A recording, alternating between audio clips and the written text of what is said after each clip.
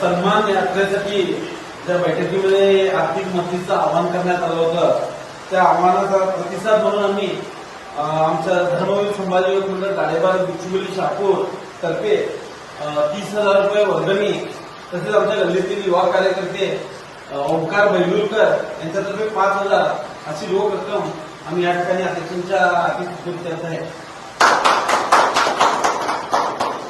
महाराष्ट्र एकीकरण युवा समिती सीमाभागच्या वतीनं पूर्ण सीमाभागामध्ये मराठी सन्मान यात्रेची त्या ठिकाणी घोषणा झालेली आहे.